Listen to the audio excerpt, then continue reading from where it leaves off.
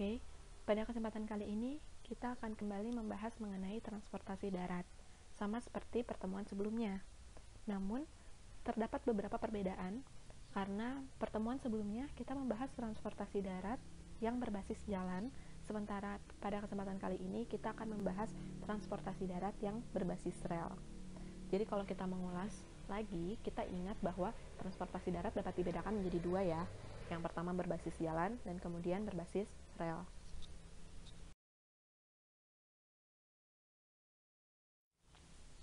Oke, di sini kita bisa melihat terdapat prasarana, prasarana, dan sarana. Seperti pertemuan sebelumnya, kita sudah bisa membedakan mana sih yang termasuk prasarana dan juga mana yang dimaksud sarana. Nah, untuk transportasi darat berbasis rel, jelas di sini sarananya adalah kereta api, yaitu sebagai moda transportasinya.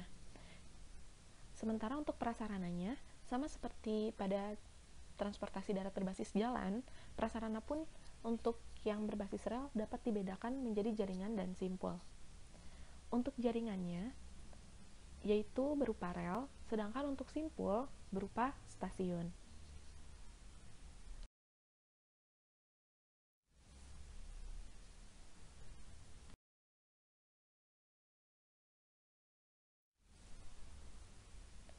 Nah, jadi apa sih sebenarnya jalur kereta api itu?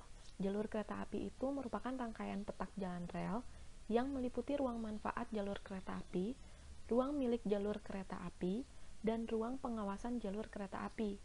Hal ini termasuk bagian atas maupun bawahnya yang diperuntukkan bagi lalu lintas kereta api.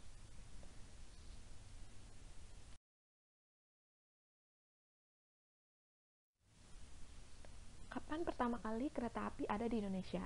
Nah, kereta api pertama kali ada di Indonesia tahun 1867 di kota Semarang. Pada saat itu, kereta api dibangun atas permintaan Raja Willem yang pertama. Pada awalnya, kereta api ini dibangun untuk keperluan militer di Semarang. Selanjutnya digunakan juga untuk pengangkutan hasil bumi ke gudang Semarang.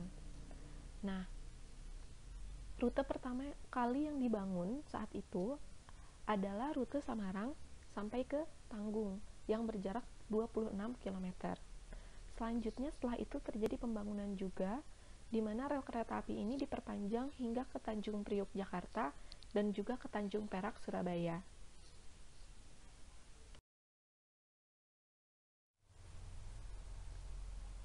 Nah, di sini kita dapat melihat bahwa jalan baja dapat diklasifikasikan berdasarkan beberapa penggolongan. Di sini ada 3 kategori ya, untuk penggolongan pada pengklasifikasian jalan baja.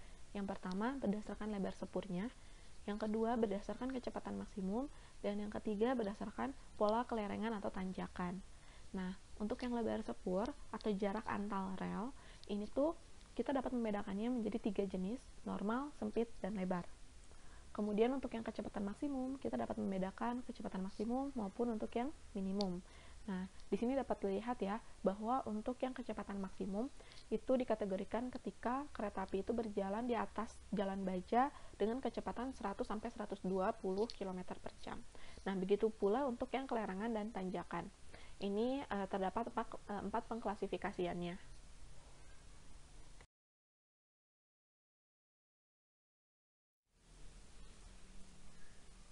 Nah, di sini kita melihat bahwa ada gambar dari struktur rel ya. Gambar pertama menggambarkan struktur, yang kedua menggambarkan fungsi. Untuk yang struktur sebelah kiri, ini kita bisa melihat ada source of vibration, kemudian ada rail fastening atau pengikat rel, kemudian ada rubber pad atau bantalan karet, lalu ada slipper, dan juga ada bagian bawahnya itu batuan-batuan yang kita kenal sebagai ballast. Nah, pada bagian kanan kita melihat fungsi dari struktur yang ada di bagian kiri. Fungsinya itu apa sih sebenarnya? Nah, kita melihat titik yang pertama nih, kita melihat titik dari titik berat dari rel. Ada di mana titik berat rel? Kemudian juga kita melihat bahwa vibration itu akan dikunci oleh fastening spring. Jadi akan dikunci oleh pengikat rel. Lalu vibration yang dihasilkan itu nanti akan diserap dengan rubber pad dan juga oleh batuan-batuan balas yang ada di bagian bawah.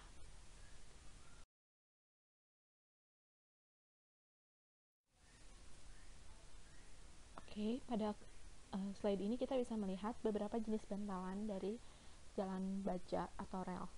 Ada bantalan beton, bantalan kayu, penambat elastis bantalan beton, dan juga bantalan slab beton.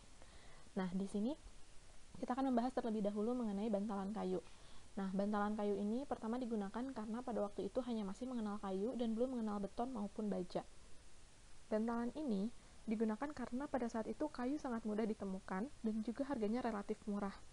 Nah, adapun kelebihan dari bantalan kayu yaitu memiliki tingkat elastisitas yang tinggi, sehingga pada saat dilalui oleh kereta api akan terasa sangat nyaman karena tidak mengakibatkan getaran yang tinggi. Namun kekurangan dari bantalan ini adalah dia tidak tahan lama, terutama pada saat daerah tersebut memiliki curah hujan yang tinggi dan tingkat kelembaban yang tinggi.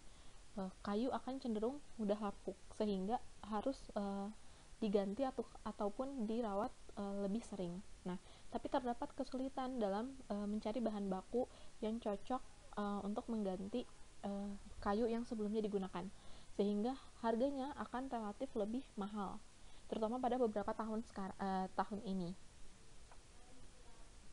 Kemudian untuk yang kedua yaitu bantalan kayu beton. Untuk bantalan kayu beton, ini merupakan satu bantalan yang terbuat dari beton tulangan pratenggang, dan juga pada bantalan beton ditempatkan angkar penambat.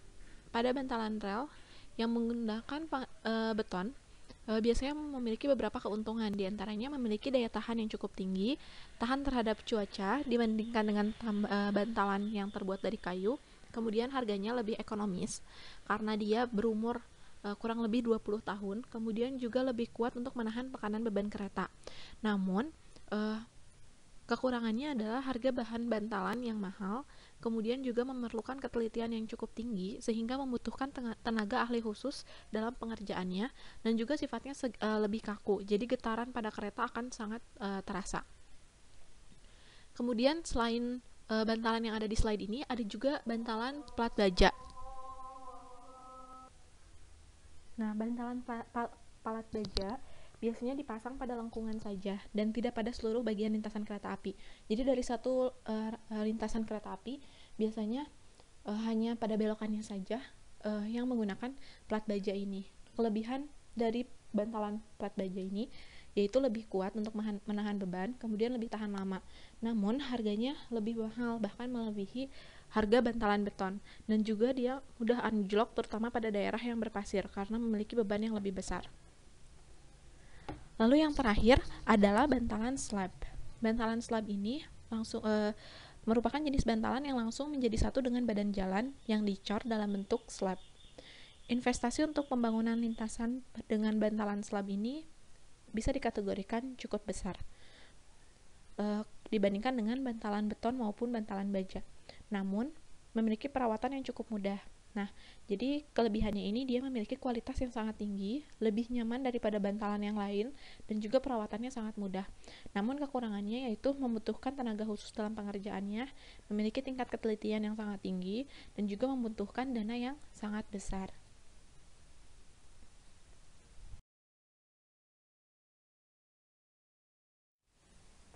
Oke, kemudian di sini ada beberapa masalah-masalah pada konstruksi jalan baja.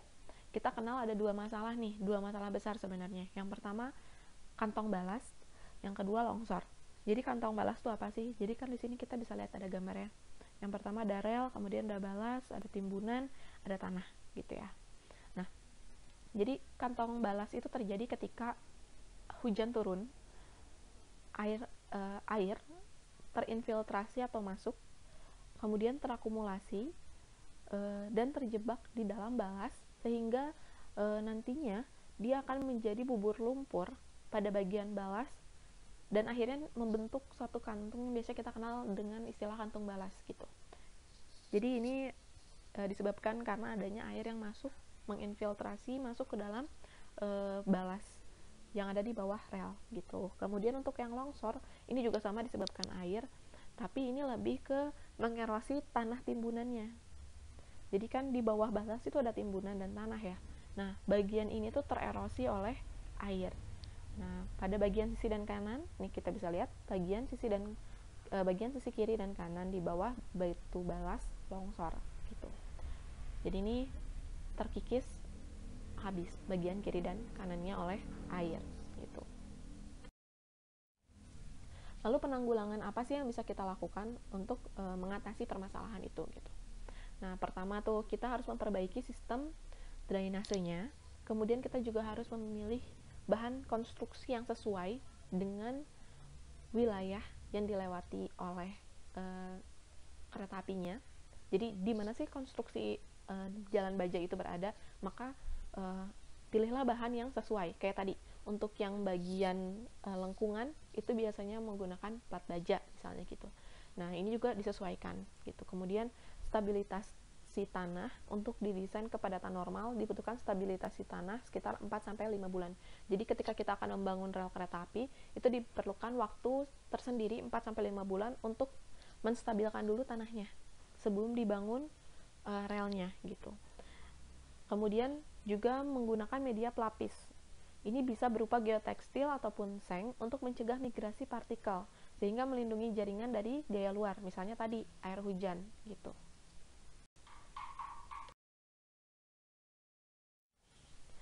Kemudian di sini kita bisa melihat rencana pengembangan jaringan jalan baja. Nah, sebenarnya rencana pengembangan jaringan jalan baja itu terbagi menjadi dua ya.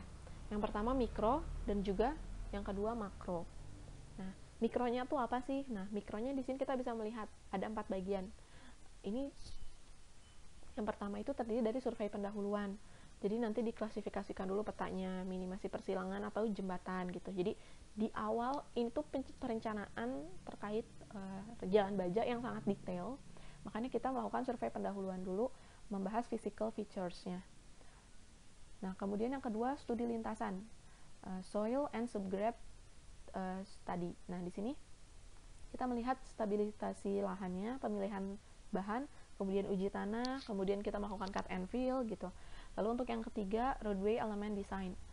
Roadbed, horizontal alignment, vertical alignment, ini perlu dipertimbangkan ya. Kemudian yang terakhir adalah perencanaan terkait switch point-nya. Kapan sih mulai terjadi peralihan rel misalnya gitu. Jadi misalnya dari Bandung ke Jakarta, kapan nih relnya mulai bergeser atau berbelok misalnya gitu. Ini yang detail. Jadi ini perencanaan detail atau perencanaan mikro dari pengembangan jaringan jalan baja atau rel. Sementara untuk yang ini, dia itu perencanaan makro. Jadi di sini kita bisa lihat bahwa perencanaannya itu berkaitan tentang national pattern of consumption and product, regional national strategy, potensial demand untuk kargo dan penumpang. Jadi kalau ini perencanaannya karena lebih, ini kita lihat perencanaan rel kereta api dalam konteks yang lebih makro. Jadi di sini kita nggak bahas yang detail-detail teknis kayak tadi, tapi kita membahasnya apa sih, kapan kayak gini, di mana saja sih wilayah yang membutuhkan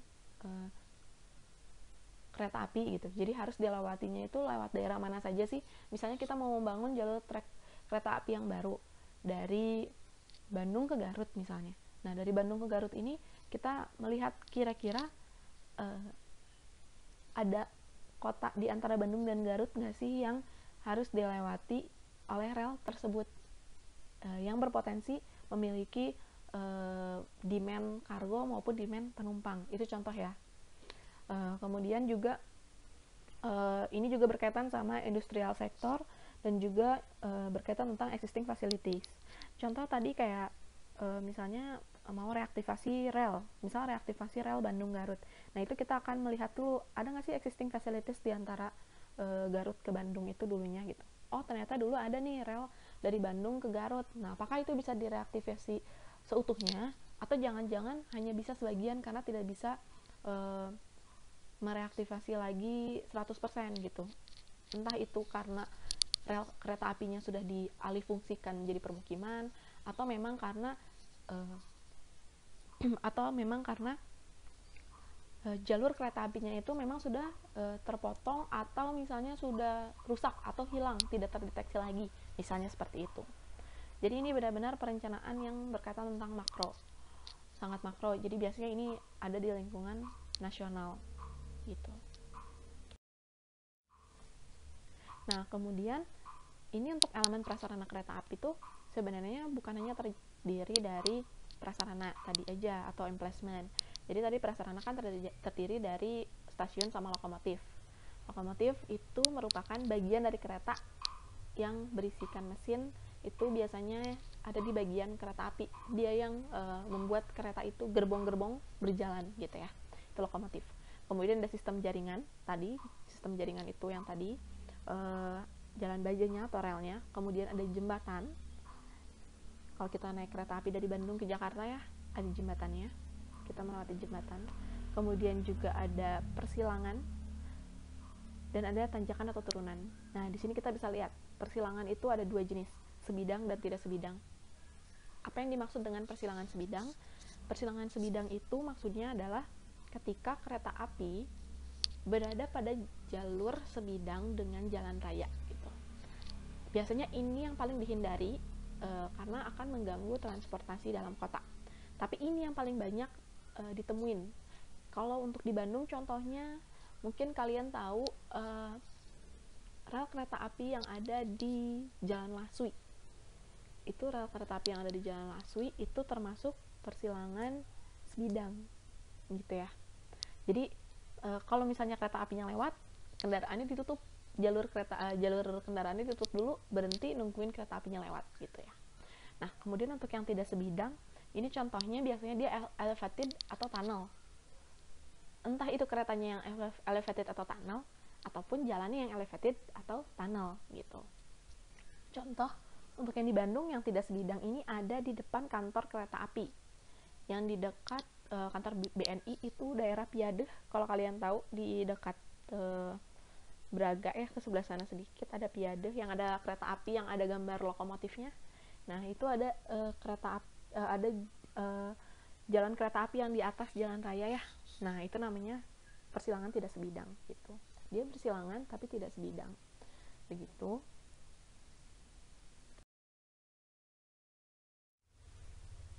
Oke, sekarang kita akan membahas prasarana yang berbentuk simpul dari jalan baja atau rel, yaitu stasiun. Nah, di sini kita bisa lihat setidaknya ada 6 tujuan dari adanya stasiun. Yang pertama yaitu melayani pusat-pusat utama, titik aktivitas maupun transfer dari jalur lain atau dari sistem transportasi lain. Kemudian mencapai waktu perjalanan penumpang minimum, lalu memberikan cakupan area maksimum, lalu menarik jumlah penumpang maksimum ataupun demand dari kargo maksimum. Yang kelima yaitu membiayai sistem minimum, di mana diharapkan di sini biaya yang dikeluarkan minimum namun manfaat yang didapatkan maksimum atau pendapatan yang didapatkan maksimum. Lalu yang terakhir adalah memenuhi persyaratan. Persyaratannya itu apa aja sih? Nah, di sini ada nih ditunjukkan beberapa contohnya, diantaranya dia harus bisa transfer antar moda. Kemudian dia juga sesuai dengan tujuan dari penumpangnya. Kemudian juga ada berkaitan dapat meningkatkan pertumbuhan ekonomi wilayah. Dan juga dia memenuhi kebutuhan populasi gitu.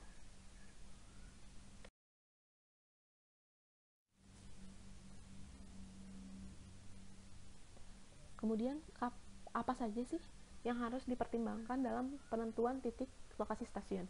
Jadi kan misalnya kita tahu, jadi tadi kan di perencanaan makro misalnya kita tahu, oh ternyata ketika akan dibangun jalur kereta api dari, anggaplah kita mau membuat jalur baru Bandung Surabaya misalnya ya, walaupun udah ada nih. Jadi waktu merencanakan jalur Bandung Surabaya, kita tahu kota mana aja sih yang harus dihentikan. Itu kan perencanaannya makro ya. Kota mana aja yang harus dilewatin dan harus kereta itu berhenti di kota itu gitu. Atau kereta itu nggak perlu berhenti di kota itu termasuk di perencanaan makro. Nah, tapi misalnya udah ditentukan, oh dia harus berhenti di misalnya di Semarang. Nah, di Semarang itu di bagian mananya? Kan Semarang luas ya, satu kota. Nah, untuk menentukan lokasi stasiun di kota Semarang, berapa jumlahnya, itu tuh memerlukan beberapa pertimbangan. Nah, di sini kita bisa lihat terdapat 5 pertimbangan yang harus dipertimbangkan dalam menentukan lokasi dari stasiun. Nah, yang pertama itu kita harus mempertimbangkan potensi pergerakan penumpang ataupun barangnya. Jadi misalnya nih di kota Bandung, stasiun tuh harusnya di sebelah mana sih? Kenapa kita pilih Kircon dan juga stasiun Bandung? Itu tuh karena sudah ada pertimbangan-pertimbangan sebelumnya, diantaranya potensi pergerakan penumpang dan barangnya, kemudian operasi kereta apinya, lalu kualitas layanan yang akan diberikan, integrasi dengan moda lain, dan juga kondisi geografis gitu. Mungkin aja misalnya, stasiun kereta apinya nggak bisa misalnya kita simpan di Bandung Selatan di Pangalengan. Kenapa nggak disimpan di Pangalengan?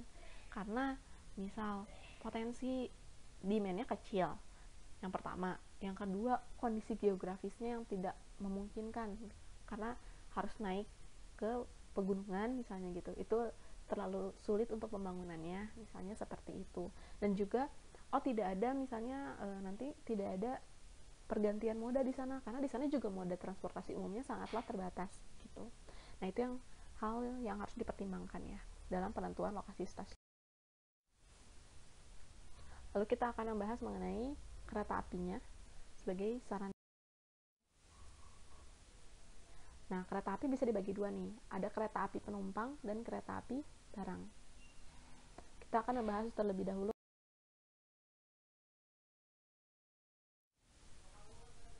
Nah, di sini kita bisa melihat grafik yang menggambarkan perbandingan investasi dengan juga sistem performance dari transit modes.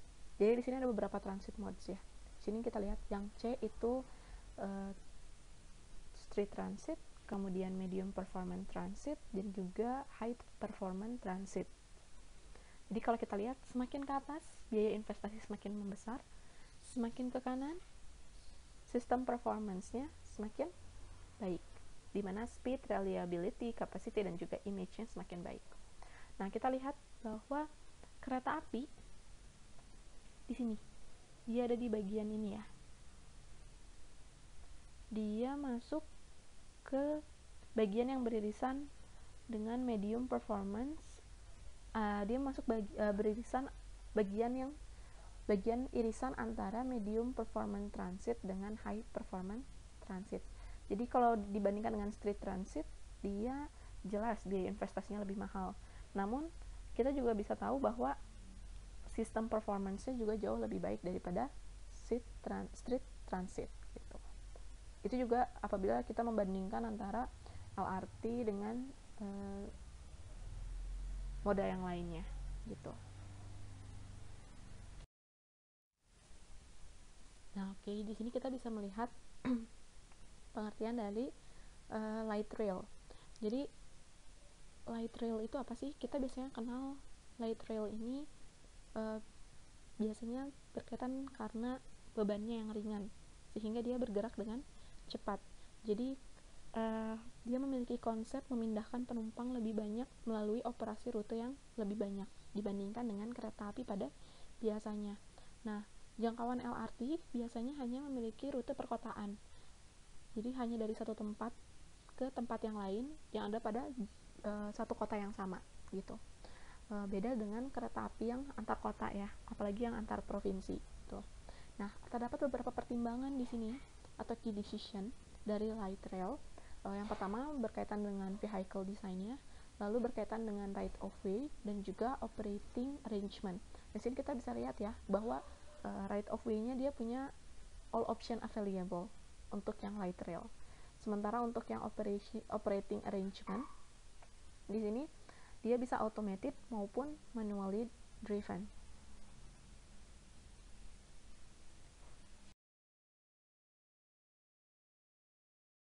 Nah, ini kemudian ada contoh dari light rail yang ada di negara lain. Untuk di kita, light rail itu ada di Jakarta ya.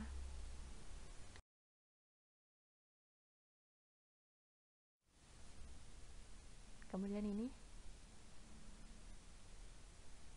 bagian dari light rail.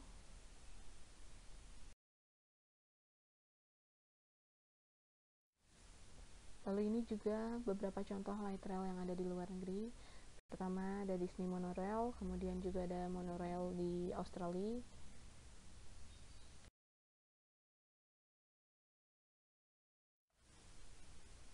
Nah, ini untuk yang ada di Indonesia ya, LRT Jabodetabek.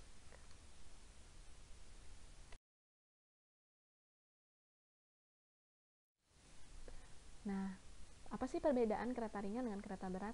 Kalau tadi kereta ringan itu LRT ya, kita kenalnya. Kemudian kalau yang kereta berat itu, di sini ada contohnya nih. Kereta ringan termasuk LRT, kemudian monorail, sementara untuk kereta berat, kereta rel listrik, dan juga mass rapid transit. Apa sih bedanya? Nih, terdapat perbedaan dari mulai porosnya, beban porosnya. Light rail itu tadi kan kereta ringan, makanya dia hanya bisa kurang dari 10 ton. Kemudian kapasitas penumpangnya dia jauh lebih kecil, sekitar 20.000, hampir setengahnya dari kereta berat. Jumlah gerbong perangkaiannya juga lebih pendek, lebar keretanya juga lebih kecil, dan untuk daya volt tentunya lebih kecil. Radius putarnya dia juga lebih kecil. Nah, biasanya untuk yang untuk yang kereta berat di Indonesia kita jalurnya juga jauh lebih panjang ya.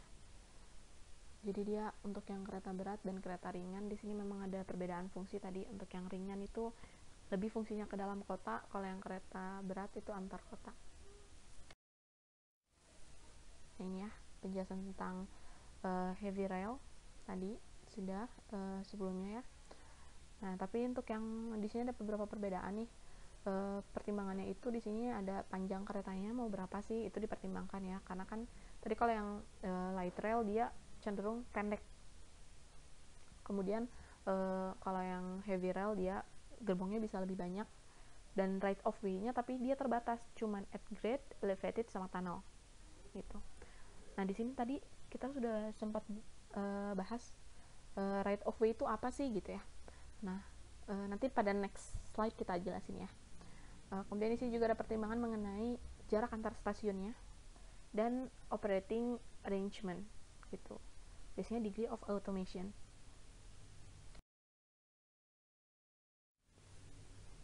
Di sini juga ada komuter rail.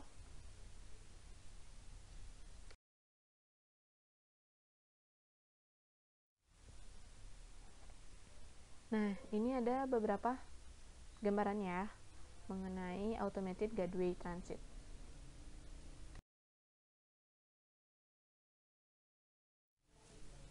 Kemudian ini di Miami International Airport. Nah, oke, jadi kita bisa lihat di sini bahwa sebenarnya terdapat dua sistem service dari transit. Yang pertama yang tradisional dan yang kedua yang newer. Nah, apa sih bedanya gitu? Nah, yang tradisional tuh sebenarnya di sini ada perbedaan-perbedaannya lagi ya. Ada yang bus, streetcar, heavy rail, commuter or regional rail. Keempat transit service ini mereka punya sifat right of way yang berbeda. Ada yang shared, eksklusif, dan juga semi-eksklusif. Nah, sebelum menjelaskan apa itu bedanya shared, eksklusif, dan semi-eksklusif, kita jelasin dulu nih, apa right of way. Right of way itu seperti ini. Kalau misalnya kalian bayangkan, ada jalan dari ada jalan arteri, kemudian ada jalan kolektor. Mereka itu bertemu di satu titik, membentuk satu pertigaan ya. Jadi bayangin ada pertigaan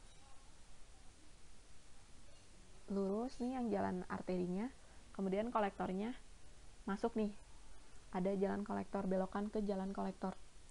Nah, coba kalian bayangkan kalau di jalan raya kendaraan kan itu semua maju ya, ada yang mau lurus yang terus menggunakan jalan arteri, tapi ada juga yang dari jalan kolektor mau masuk ke jalan arteri gitu ya. Nah, ketika hal itu terjadi, bus maupun streetcar mereka harus saling sharing right of way. Jadi harusnya idealnya mereka itu saling menunggu kan. Biasanya didahulukan yang lurus dulu, nanti baru yang dari kolektor nunggu agak lenggang, baru dia belok gitu. Gak bisa dua-duanya tiba-tiba maju aja kayak gitu. Kalau masih belum kebayang, kita next ke yang heavy rail ya. Nah, berbeda untuk yang heavy rail, dia itu sifatnya exclusive right of way. Kenapa disebut eksklusif? Karena dia yang akan didahulukan dibandingkan dengan moda yang lainnya atau sistem transit yang lainnya. Coba kalian bayangin, kalau ada kereta lewat, mana yang jalan duluan? Kereta atau kendaraan duluan? Pasti kereta duluan ya. Itu makanya kenapa ketika kereta lewat, nanti di jalan raya, palang penghalang pintunya itu nanti tertutup ya. Jadi nanti kendaraan umum semua stop tuh, yang ada di jalan stop, nungguin kereta. Setelah kereta lewat, gak lama kemudian baru penghalangnya dibuka. Itu ya.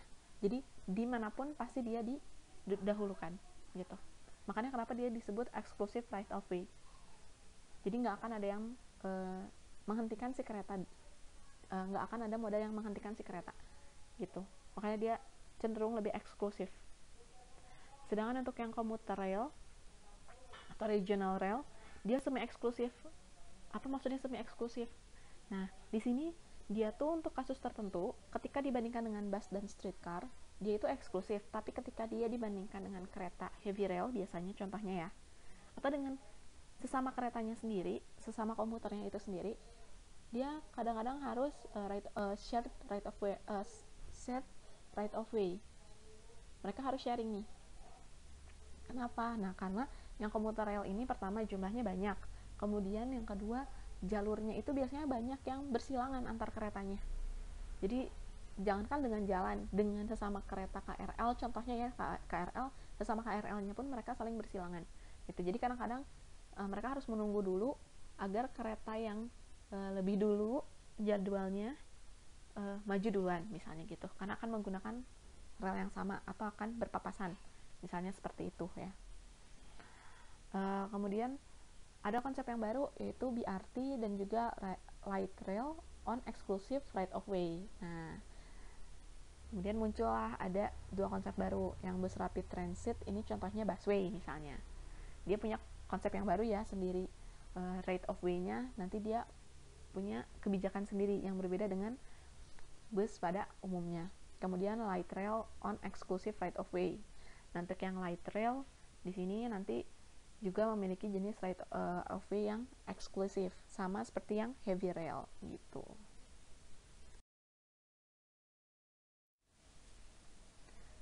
Kemudian yang kedua kita akan membahas mengenai kereta api barang.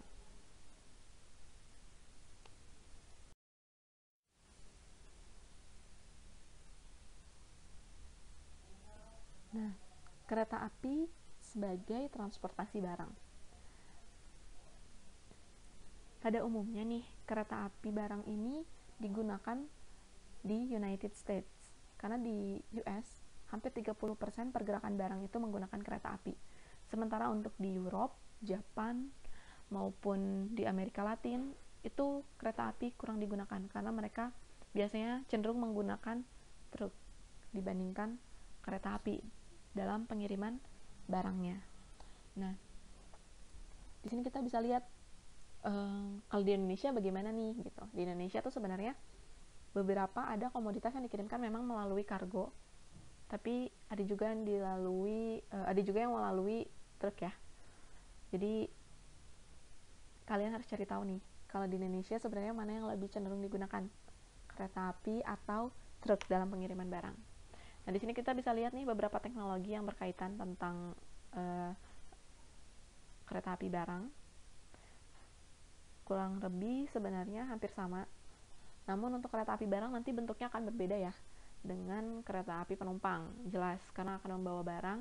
Nah, untuk gerbongnya sendiri nanti kadang ada yang digabung dengan gerbong kereta api penumpang, ada juga yang khusus gerbong kereta api barang. Maaf, dalam satu rangkaiannya ya, ada yang dicampur, ada yang enggak.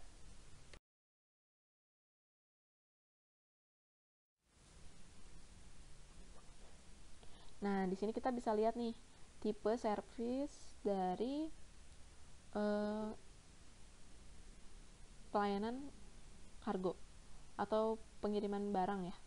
Yang pertama, kargo dimuat ke dalam kontainer yang diangkut dengan kereta api di atas mobil datar. Nah, ini adalah antar moda dalam arti bahwa kontainer yang sama dapat diangkut dengan truk atau dapat pergi secara internasional dengan kapal. Gitu. Ini yang pertama. Yang kedua, jalur kereta api mengembangkan kemitraan dengan perusahaan angkutan truk. Mereka menyediakan layanan jangka panjang untuk perusahaan angkutan truk yang menyediakan layanan penjemputan dan pengiriman. Yang kedua.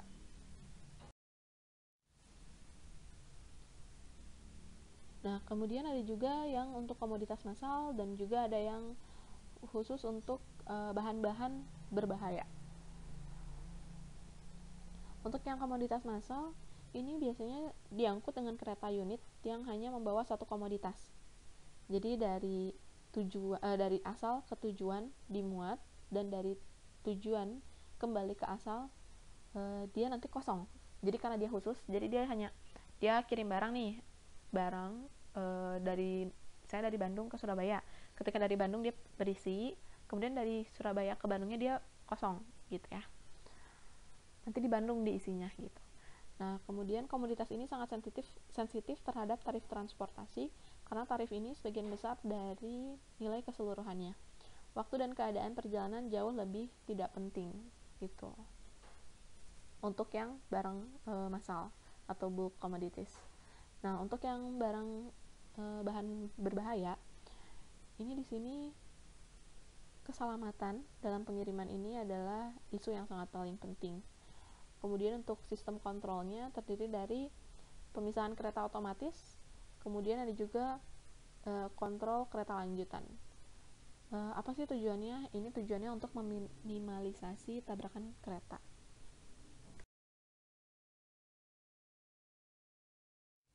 Nah, ini kita bisa lihat contoh kereta barang ya. Ini double stack freight car. Kemudian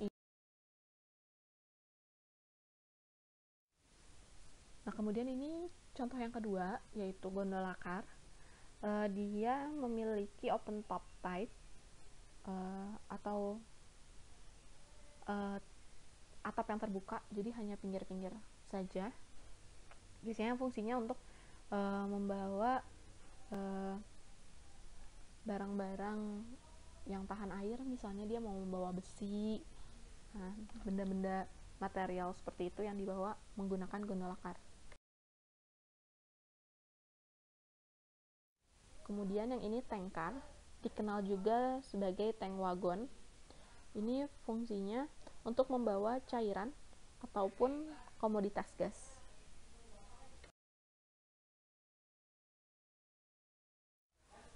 Lalu yang ini refrigerator car atau REFAR, atau dikenal juga refrigerated box car. Dia biasanya digunakan untuk membawa benda-benda yang memang membutuhkan ketentuan-ketentuan suhu tertentu. Nah, biasanya dibawa menggunakan ini ya.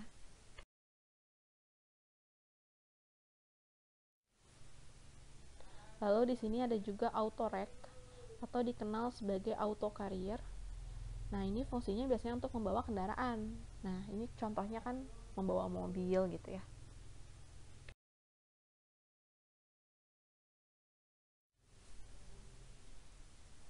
Nah, ini yang terakhir, hazardous material rail tank car. Ini untuk membawa zat-zat yang berbahaya.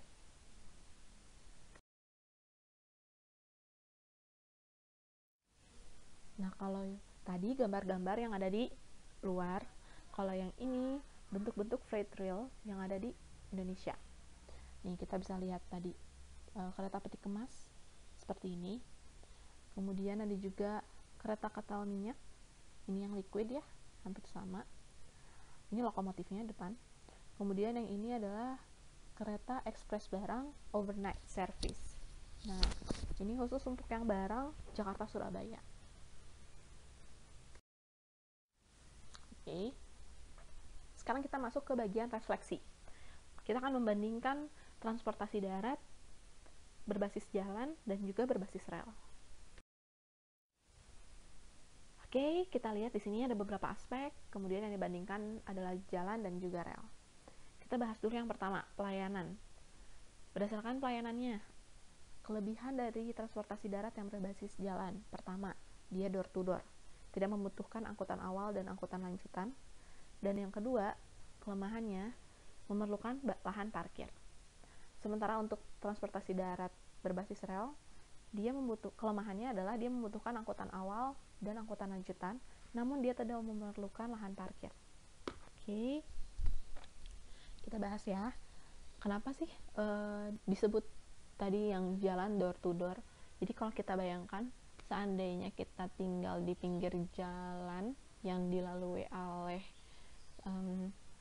angkutan umum massal, misalnya dilalui oleh jalur angkot, nah, hal itu sangat memungkinkan door to door. Jadi misalnya kita jalan 500 meter dari rumah atau hanya tinggal keluar rumah, kemudian kita bisa langsung memberhentikan angkot, nanti pulang tinggal berhenti langsung di depan angkot.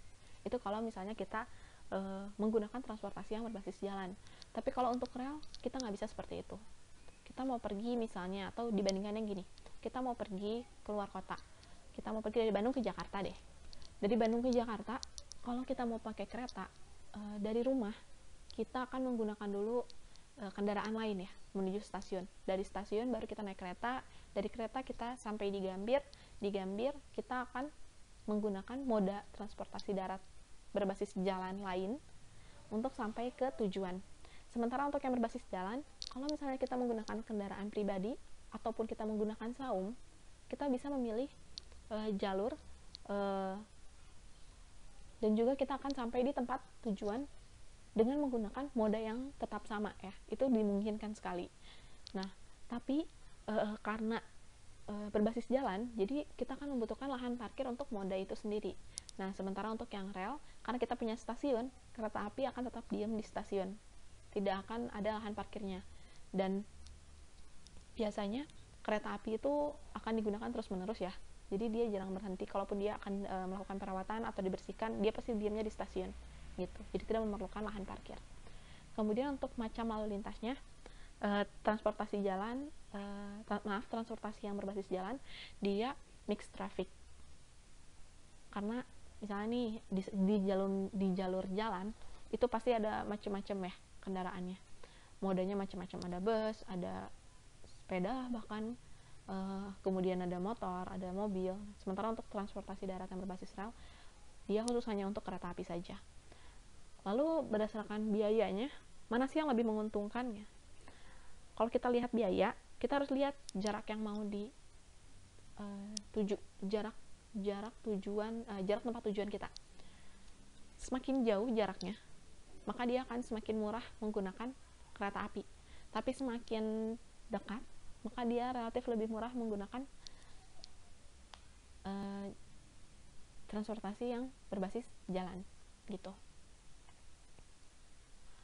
Kenapa? Karena tadi berkaitan dengan angkutan awal dan angkutan lanjutan seperti itu. Kemudian untuk kecepatan, mana yang lebih konstan berdasarkan kecepatannya gitu.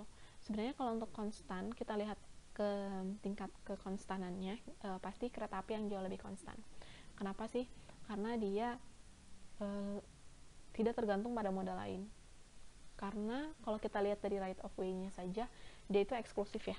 Sementara untuk yang transportasi darat berbasis jalan, dia akan sangat bergantung terhadap moda lain gitu. Jadi jangankan dengan moda lain, dengan kondisi transportasi di jalan itu sendiri pun dia akan terpengaruh gitu. Misalnya dia melewati jalur yang padat kendaraan misalnya gitu kan, maka dia akan menurunkan kecepatannya gitu. Sementara kereta api tidak melihat hal tersebut, dia akan terus sama gitu. Kemudian mana sih yang lebih murah? Biaya pemeliharaan yang lebih murah tentu yang berbasis jalan dibandingkan dengan yang berbasis rel. Lalu pengusahaan angkutan mana yang lebih fleksibel, lebih mudah, yaitu yang berbasis jalan. Kalau yang berbasis rel, dia cenderung lebih sukar karena pengusaha harus menyediakan sarana prasarana dan pengaturan lalu lintas serta harus melalui konstruksi khusus dan persilangan. gitu. Oh iya, tadi yang kecepatan sebenarnya bukan lebih stagnan ya, tapi lebih stabil atau lebih pasti gitu. Jadi kalau memang misalnya nih di daerah ini dia akan memiliki kecepatan A, ya apapun yang terjadi ya dia akan tetap A gitu. Terus nanti ketika masuk ke wilayah lain, apakah kalau misalnya memang direncanakan untuk berubah ya dia akan berubah gitu. Tapi pokoknya dia akan tidak akan tergantung dengan moda lain gitu. Sementara yang berbasis jalan dia akan sangat bergantung pada moda lain.